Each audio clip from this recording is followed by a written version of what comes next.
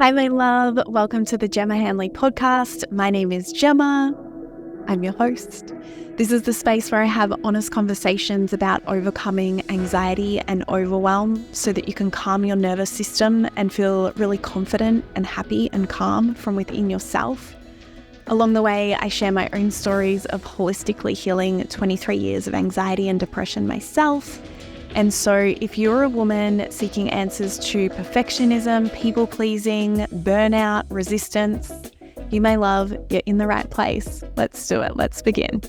And before we begin, I want to pay my respects and acknowledge the traditional custodians of the land upon which I am recording from, which is the Gubbi Gubbi tribe. And I want to extend that acknowledgement to their elders, past, present, and emerging, as well as anybody of Indigenous or Torres Strait Islander heritage watching this replay. Hey, lady love, welcome back to the Gemma Hanley podcast. Today I have a very special guest here for us. I'm going to introduce her.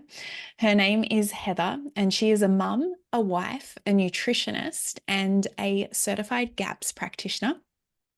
She is really passionate about seeing food intolerances reversed by healing the gut. And she knows that simply removing foods and living on a restricted diet forever is not the answer. And that 90% of healing the gut actually happens in the kitchen and anybody can do it. Welcome to the potty, Heather. Thanks so much for having me, Gem. I'm really excited. Me too. I think it's going to be a really fun conversation. And one that is so relevant for my audience. I speak to a lot of women who are asking me questions about my own gut health healing journey, which for any of you who are listening, it formed a huge part of my recovery from chronic illness, chronic fatigue, and anxiety in the past. So I love having someone who's an actual expert in this space come and share their wisdom as well. One of the places I love to start, Heather, with the podcast is sharing with the listener how we met, which was an interesting one. I was walking around my house this morning thinking, when did we first meet? And I think I knew about you before I met you, and that I might have met you for the first time here in Coolum at some makers markets when I was up here with Toby working. No, where did we meet? No.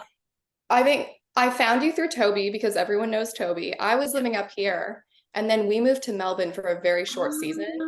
And Ah, I ran into you at Terra Terra Madre. Madre. Yeah. And I was like, hey, yeah. And you're the first person I told I was pregnant with Holiday. Yes, I How funny remember is you that? telling me you were I like didn't pregnant. even know you. I didn't know I was the first person. Because I think maybe I was embarrassed that I had like a lot of like chips in my bag and stuff. And I was just in the first trimester and I was like, I'm pregnant. And you were eating all this healthy Gaps food. And I was like, oh my gosh. That's so funny. Okay. I didn't realize. Yep. I'd sequenced it as that must have happened afterwards because, yeah, I wouldn't have known you to see you in Melbourne. I didn't realize you. Yeah. Yeah. And then we met again up here Yeah. when you came up and you were doing Gaps and you were eating raw green beans. Yeah. And then like a few years later, I think you moved up. Yeah. I've only been up here for just over a year now. I mean, I left Melbourne at the end of 2021, but Mm. didn't land up here. So I think that was 2017 when I was at the markets up here and you saw me eating green beans. Probably. Yeah. I was also eating at that time carrot with butter on it Nice. as a little snack. Can't help snack. The other thing I like to do when I introduce a guest on the podcast is to just share a couple of the qualities that I really admire in this woman, which there's always so many to pick from. But the ones that Mhm. stand out for you is I love and adore how curious you are, and how much ownership I see, and I don't know you super well, but from the snippets that I've seen, ownership you take in discovering what you think or like what the real answer is for you about certain things. And this definitely comes through in, I was actually we were on, for the audience, we were on a call this morning where I cannot think of how to explain this. I was having a session with Heather this morning. Yeah, a one-on-one consult. Yeah. Thank you. A one-on-one consult. Um, and I asked you, like, how did you learn about this certain thing? And there was this whole backstory to it of like the research you'd done and the trial that you were, trialing it for yourself. And yeah, I really, really admire that in people where they take some information, but then they try it on and see if it feels good or makes sense or is right for them. Mm.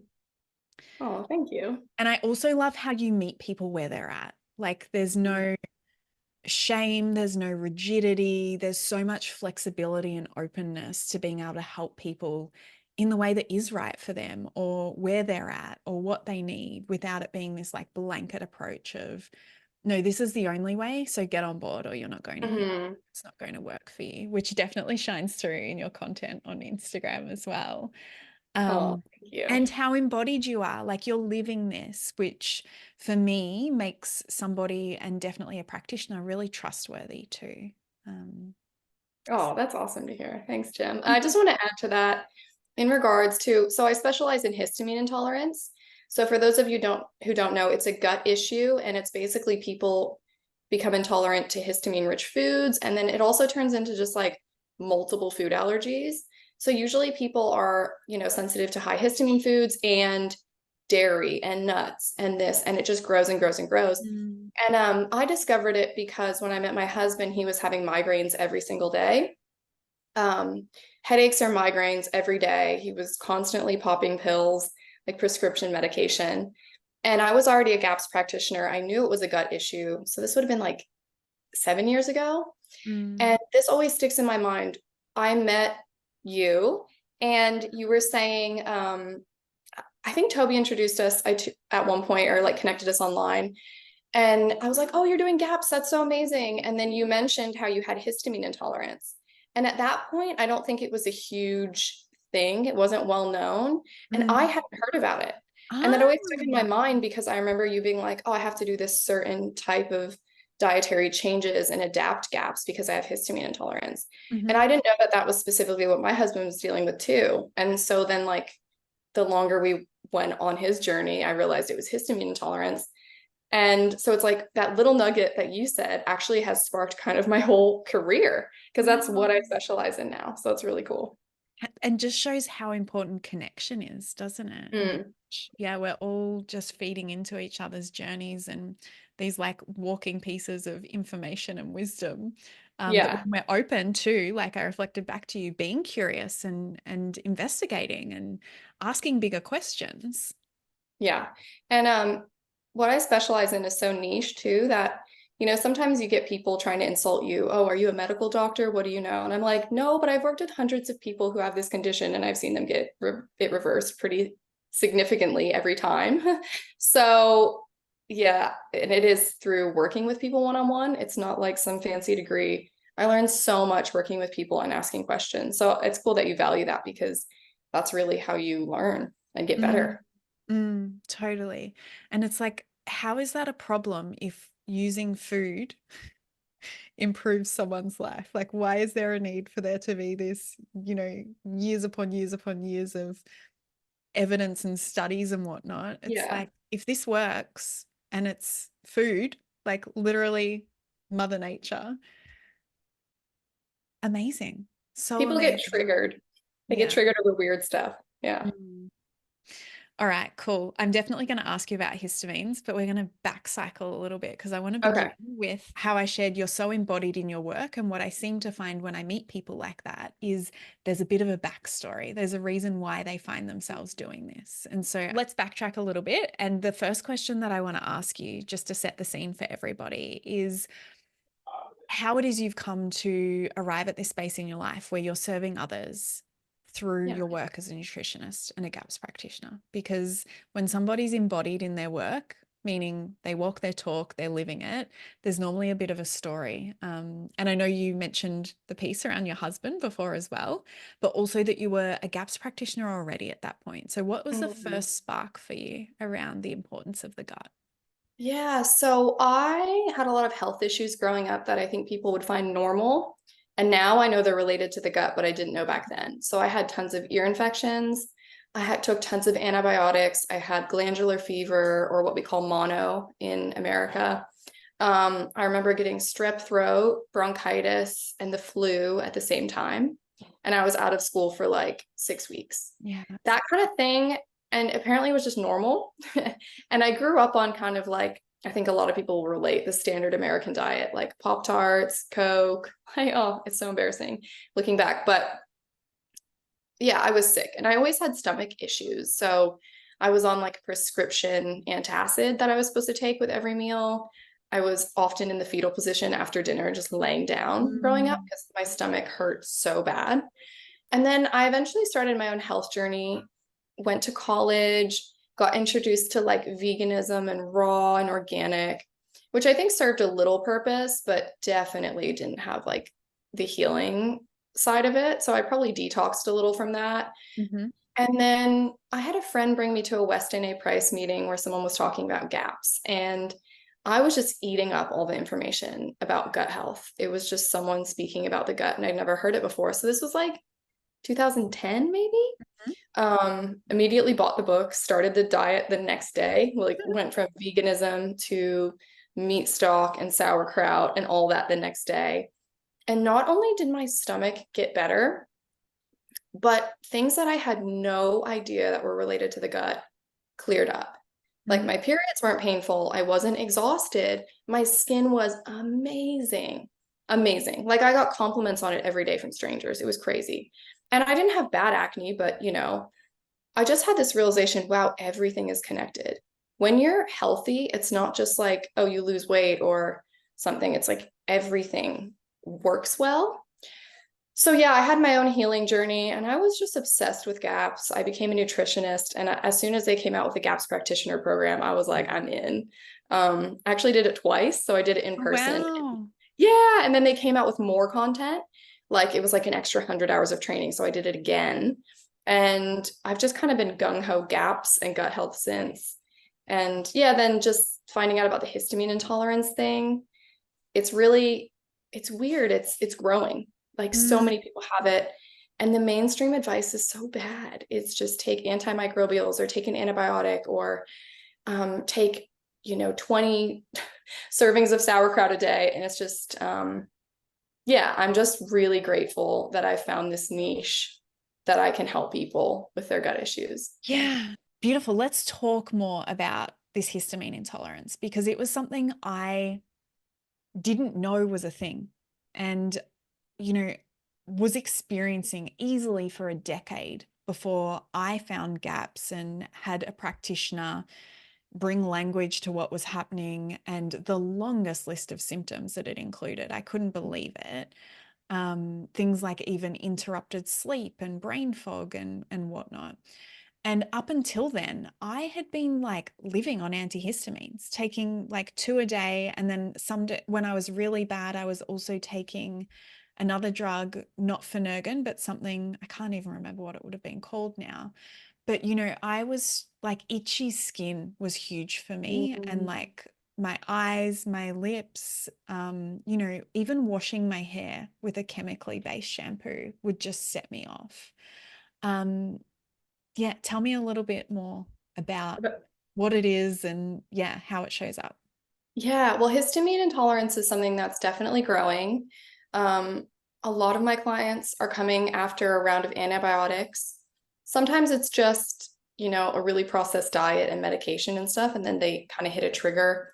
I've also seen a lot of people come after COVID, which maybe starts a crazy immune system response and the COVID shot as well. So, but it's definitely a gut issue. And basically, there's so many symptoms, like you said, insomnia, shortness of breath, skin issues, eczema, gut issues, diarrhea. There really is, but all of my clients have very bizarre symptoms as well.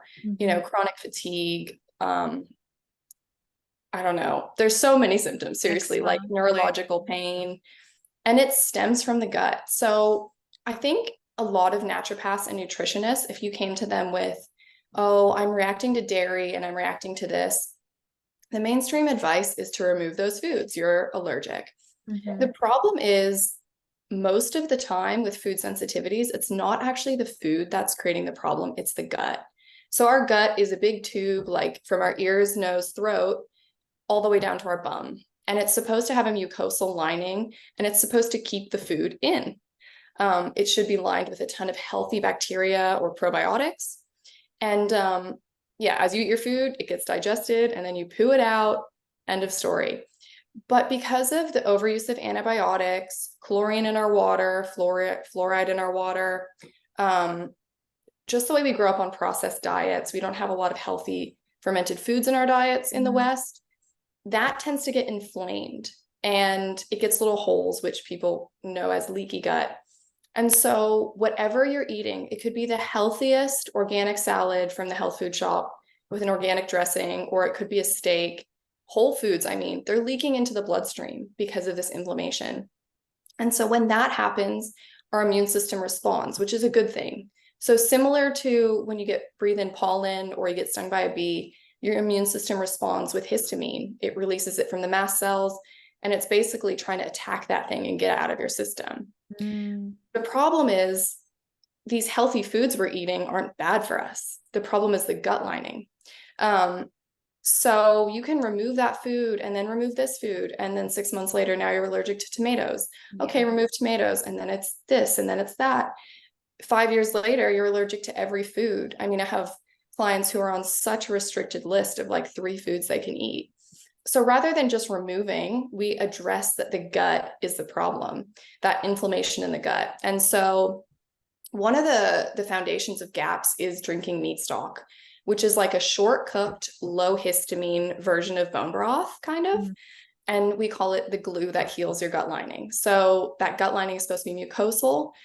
And when it's inflamed, this gut healing meat stock comes in and it actually like rebuilds the lining. So it's kind of like spackle. It's like spackling up those holes. And it does a lot of other things, kills the overgrowth of yeast, but it is healing and rebuilding the gut lining so that food stops leaking into your bloodstream and so that your immune system stops responding so crazily.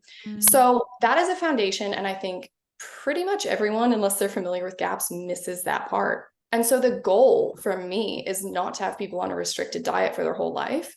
I don't want people having to be gluten-free, soy-free, dairy-free. I mean, you know, some of those might not be the best thing in the world, but I want people to be able to eat them without having like a crazy response and needing to take antihistamines every day.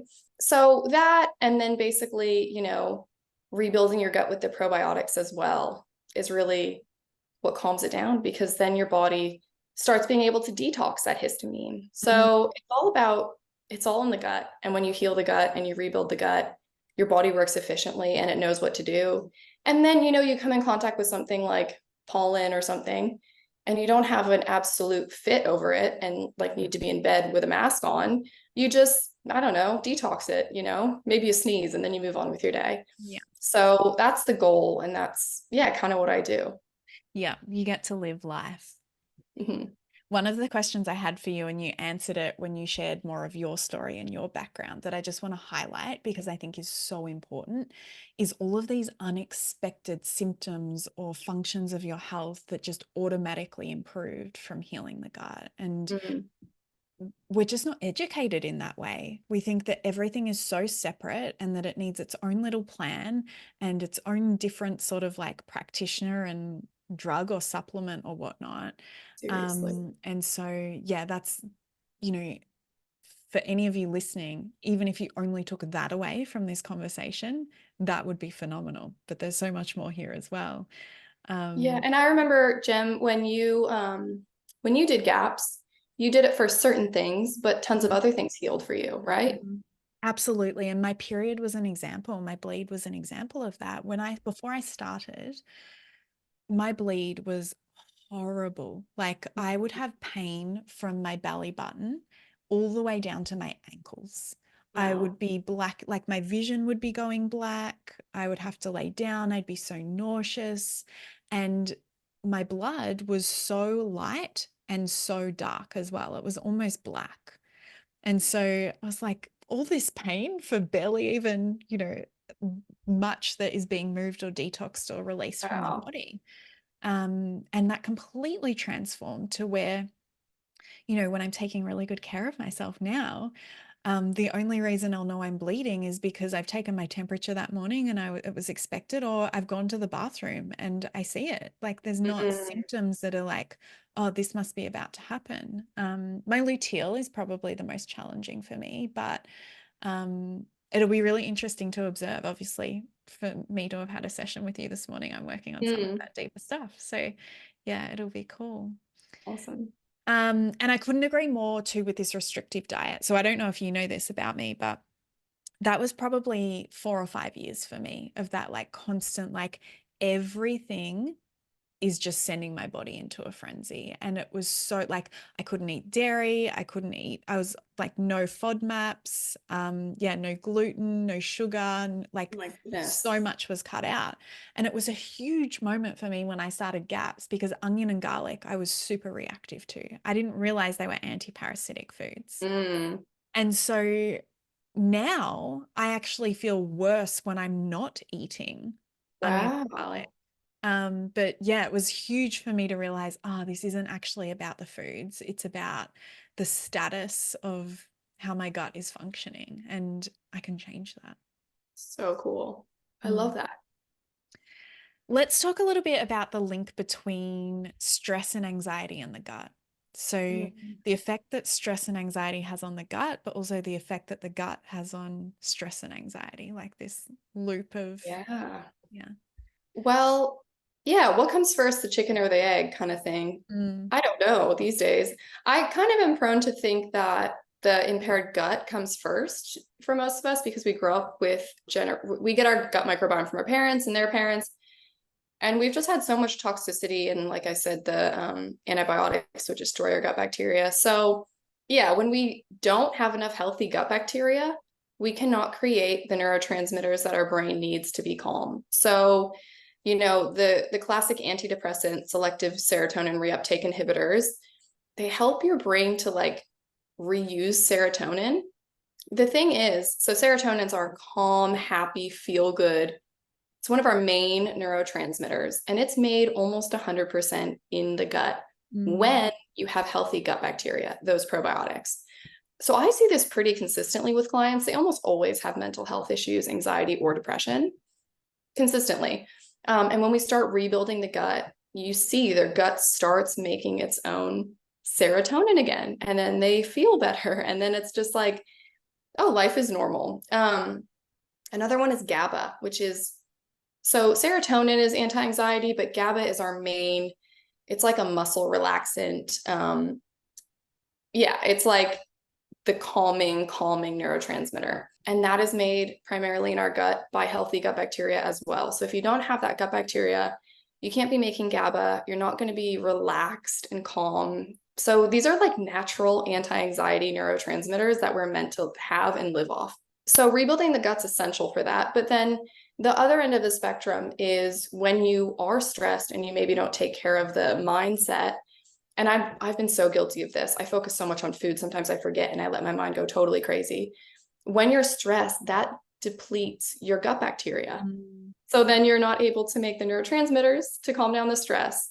Um, yeah, so it's kind of just this big cycle that we need both, right? We need to take care of our mindset, be in charge of that, not live in chronic stress, be in parasympathetic mode so that we have the healthy gut bacteria. And then we need to eat to support that healthy gut bacteria.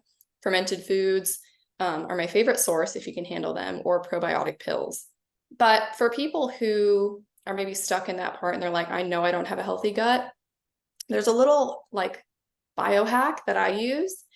The research is done, it's easiest to access. Julia Ross, she has a book called The Mood Cure, and she talks about amino acid therapy. And you can actually buy GABA and 5-HTP, which is a version of serotonin, as a yeah. supplement. And so while you're rebuilding your gut, you can use tools like that to give your gut what it needs to your brain to have those neurotransmitters. It's not like you have to do 6 months of depression and anxiety while your gut heals. There's little tools like that that you can use. So that's cool. Yeah, I'm pretty sure I was on both of those early stages before I even knew about healing my gut. Um, Mm. That's I awesome. think a nutritionist maybe that I was working with. So funny, that's taking me back. I found myself sitting in front of an incredible nutritionist, but my conditioning at that point in time was like, give me a break. Like, do you seriously think that like if I just change my diet and eat these weird foods that take way longer to prepare than like something that, you know, I just buy off the shelf, you really think that's going to change my life and help this chronic anxiety?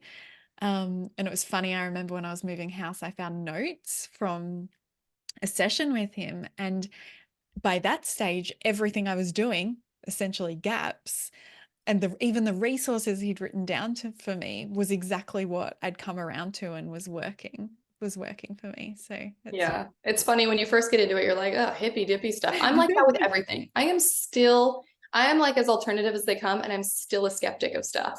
You yeah. know, oh, brain retraining, and then like a year later, I'm like, okay, that's actually really important. I was wrong. Um, Staying on this topic of stress and anxiety, something I've observed is that when women are on board with the gut healing, they realize it's important, it's integral, it needs their time, energy, love, and attention. They can go into this mode of like, this is everything and it must be done perfect and it must be prioritized. And it becomes like this really rigid, micromanaged, controlled situation that then actually, ironically, exacerbates the stress and anxiety as well. Do you have any tips for women if they're listening and they're like, shit, that is me. I'm like trying to do it all perfectly and I'm trying to get it all right. And like there's a lot of fear, yeah, of like, oh, if I make one mistake or if I don't do it 100%, then none of it's going to work. Hmm. Well, I definitely think doing like a short-term gut healing protocol is amazing if you need it. My goal is always, like I said, to get people to be able to eat foods, Mm, even like gluten. Oh my goodness. Like, um, and personally, I like to always zoom out and it's like, okay, I'm in this little Australian bubble in the Sunshine Coast where we have acai bowls and refined sugar-free everything. Let's zoom out and look at the world from historically. You know, our great grandparents had such a low risk of heart disease. Like the further back we go, I don't know, they just ate like steak and butter, and my grandma made sugar cookies. They really understood balance. Like they ate whole natural ingredients, but it wasn't their identity. So I think that's really helpful. I always try to look back on that. And I love those little Instagram things where it's like, this man turned to 110. What's your secret? And he's like, smoke cigarettes every day and drink Jack and Coke.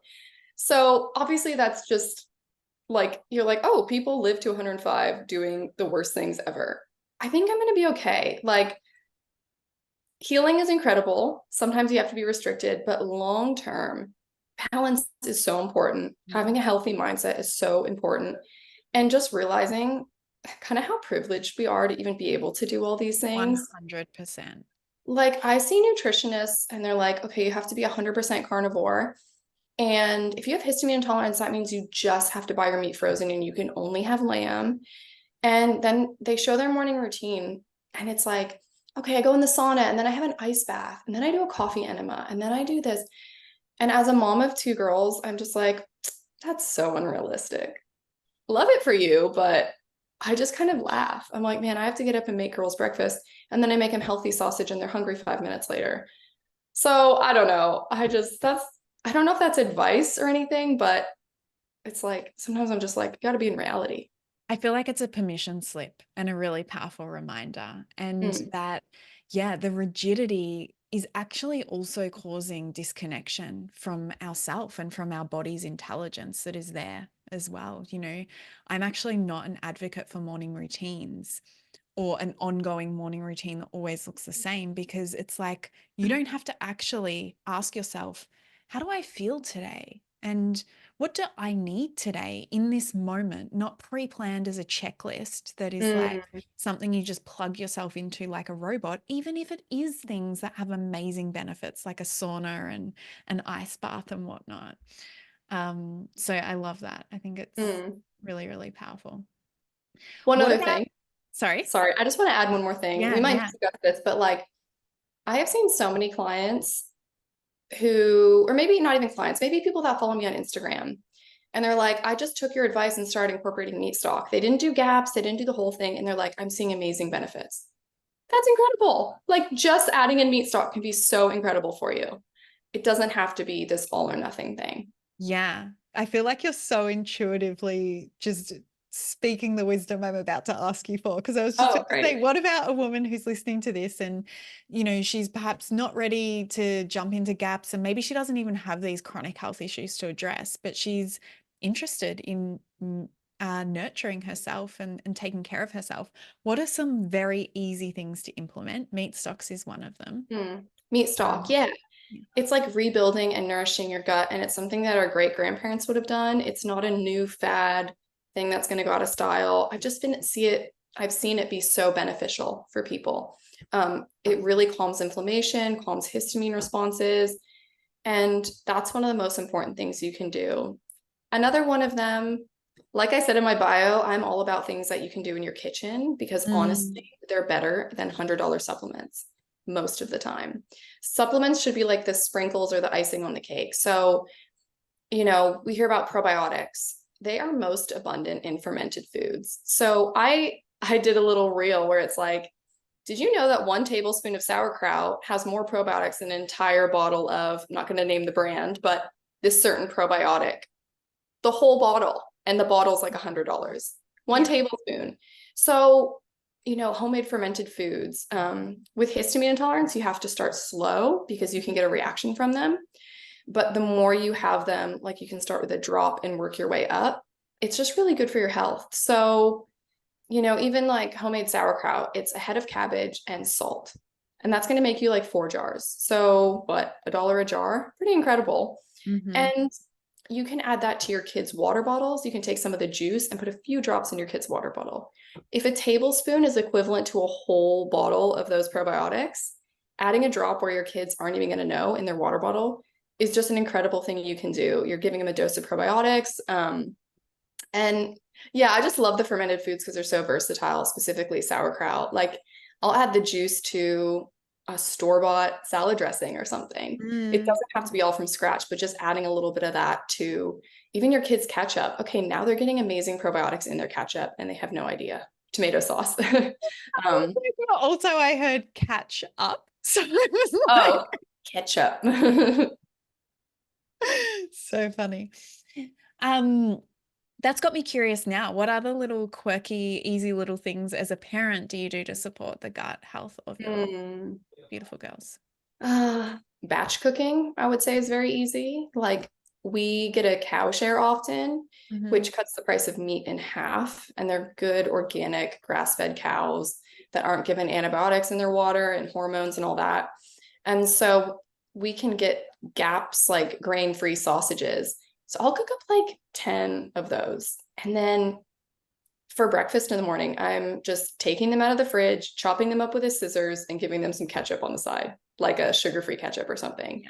So, doing that protein in those animal foods, they keep them with kids, it keeps them so full for so long. So batch cooking is like number one because I don't want to be in the kitchen all the time. No. Adding the probiotics to the dressings or the ketchup, you can literally sprinkle it on kids' dinner, just a little bit of that probiotic juice from the sauerkraut. They'll have no idea.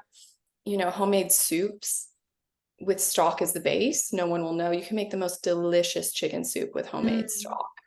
And you're getting in that good gut healing support. Yeah, like those are my main ones, I would say. Yeah, I'm on the chicken soup this week. And it helps to fill the freezer as well. Yeah.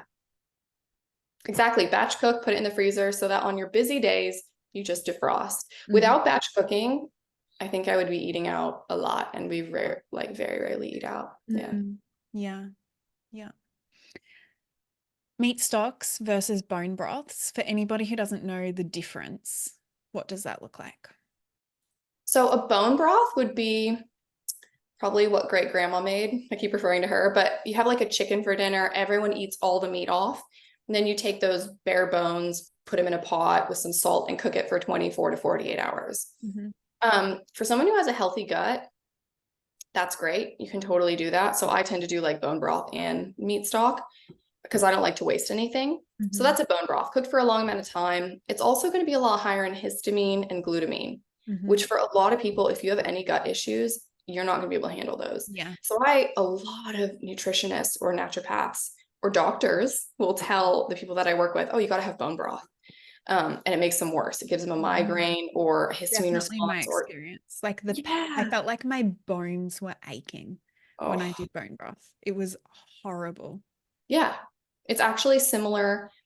It's not like MSG, but in an unhealthy gut, your body responds as if you just had a big dose of MSG. Mm. So yeah, that's what we want to avoid if you need gut healing, because people can't tolerate it. So meat stock would be, rather than having a cooked chicken, you would have like a raw chicken, or you can buy chicken frames from the butcher, or you can buy just raw beef bones with a little bit of the meat on the outside.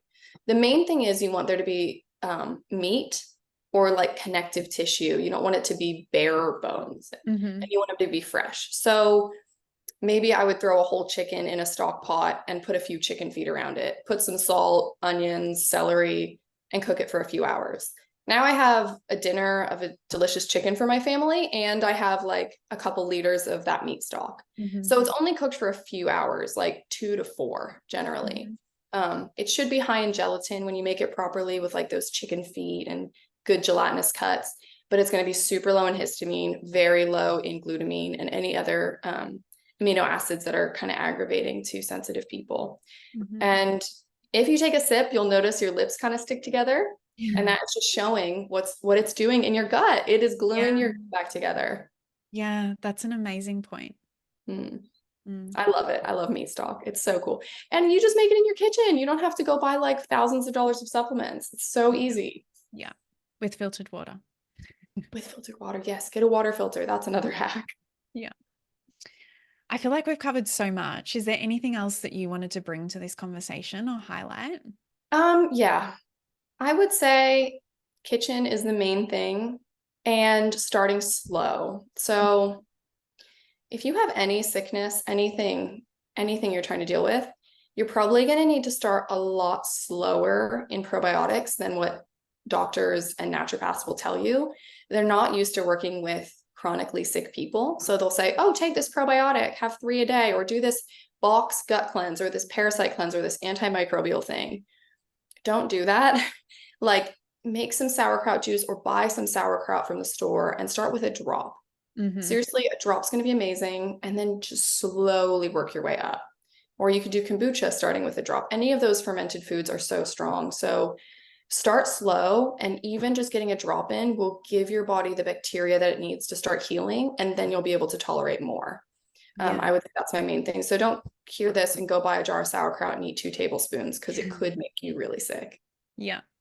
Yeah, I remember when I had that response to bone broth, we went back to just a couple of drops of bone broth for me. Wow. And built up to like a teaspoon.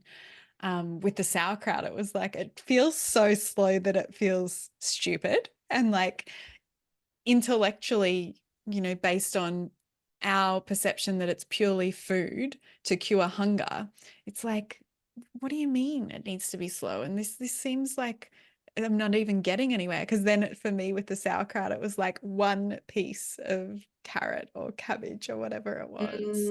But it's just so powerful. And I think that can repel and deter a lot of people when they don't realize it, because they're like, oh, it just made me worse.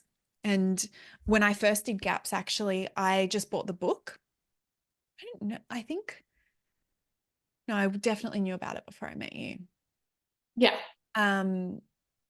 But I bought the book, read it, and tried to do it myself. Like I studied it without actually being qualified in it. And yeah, eczema started popping up, like all these other symptoms. And I was like, oh, clearly it doesn't work for me. And it would have been at least 12 months, maybe even longer, before I full circled back to it and realized, oh, this is actually so individualized and so unique, and the symptoms are actually feedback. And when I was working with a practitioner, like we were changing things daily for me at the beginning, because I was so unwell, I couldn't even, like, I didn't even have the strength to sit up. I was like laying down for our consults. So yeah, listen Wow. to her seriously when she says start small. And then another thing to highlight, which I think you just spoke on, is the aspect of die off. So when we introduce these fermented foods, they disrupt your microbiome. So it's not just like going in and making you feel good. It's killing off yeast. It's killing off overgrowth of bacteria, streptococcus, all of these like dormant infections and bacterial overgrowths.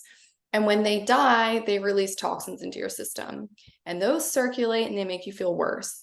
So people do often do GAPS without a practitioner, and sometimes it's okay, but it does make me sad when they do it and they start with way too much.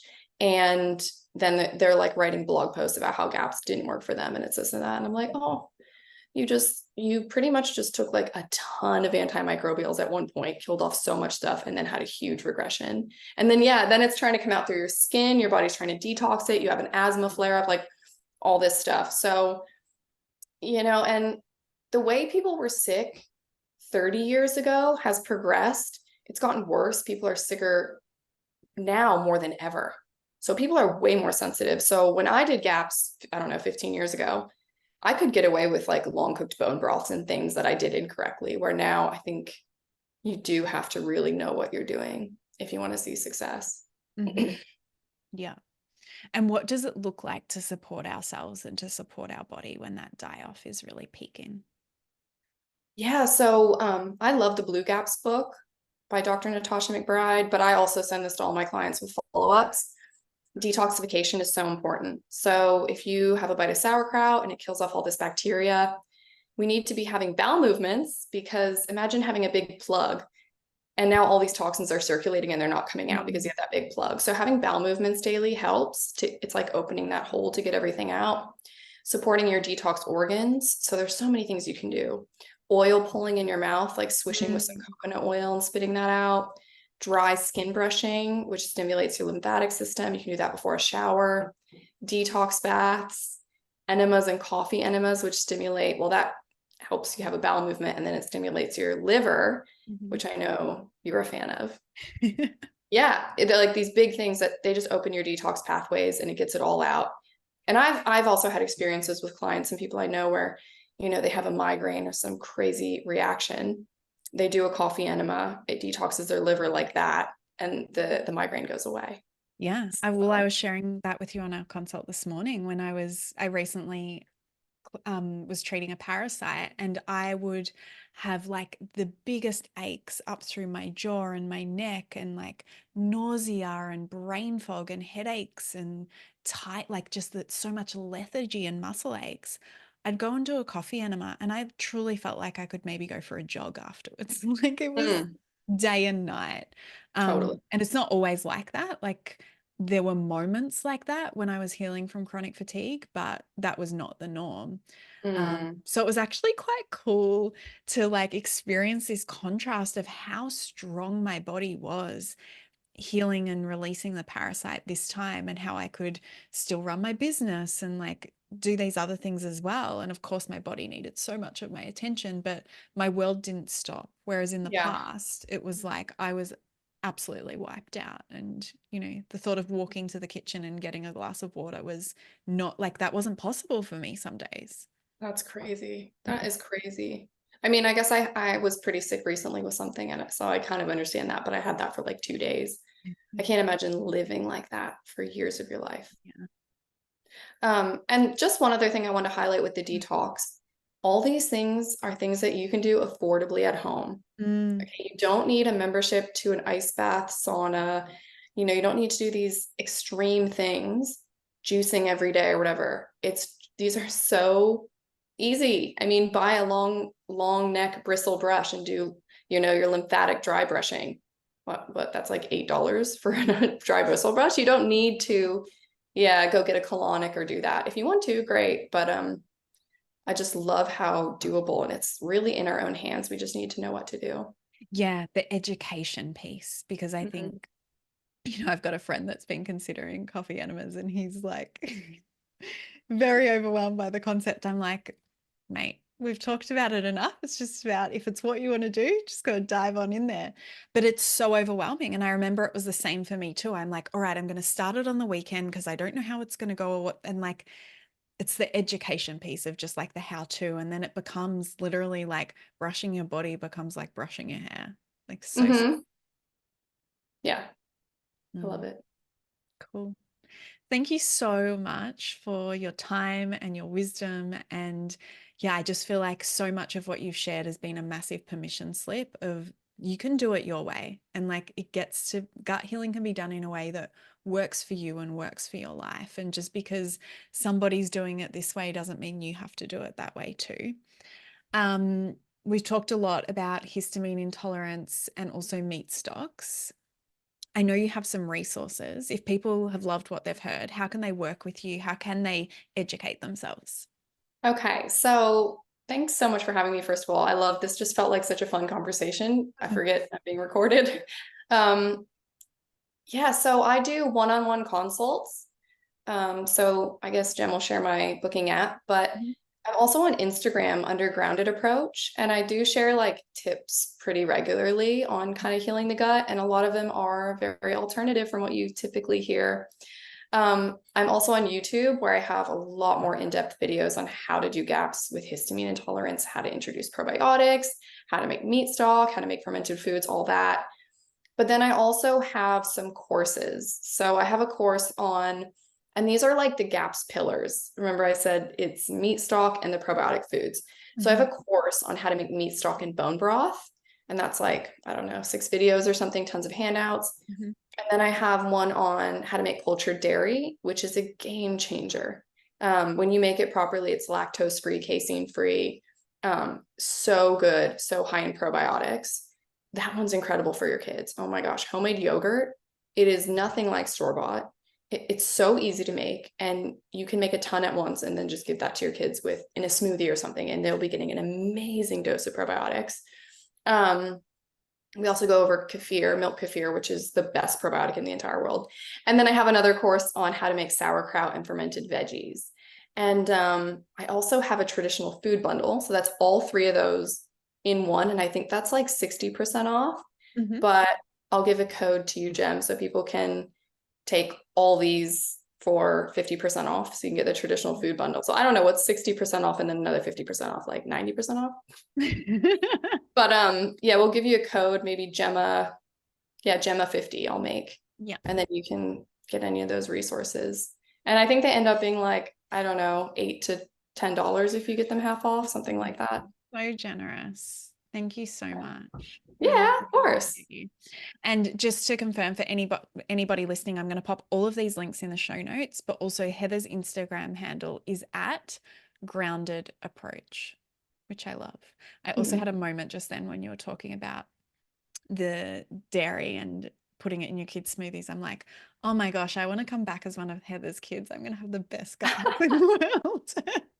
Yeah, there's also a lot of sourdough bread and butter though, because kids can eat. You think you make them this like amazing meal, and then they're like, I'm hungry. And you're like, all right, here's some sourdough and butter to fill you. Thank you so much for today. I've really appreciated you being here. I had such a fun conversation. They always absolutely fly. Oh, thank you. Yeah. And to anybody listening to this, go and check Heather out. Yeah. Thanks, Tim. Thank you for being here for this conversation, my love. If you would like more free resources, if you'd like to learn about my programs or coaching opportunities, you can find all of that information at my website, gemmahanley.com. I'll link it below in the show notes. And if you would like to connect daily, head over and find me on Instagram. My handle there is Gemma E. Hanley, and I reply to all of my DMs there personally. If you enjoyed this episode and found it valuable, please share it with someone. You never know who needs to hear one little thing to take their day from feeling stuck and heavy to light and free. See you on the next one.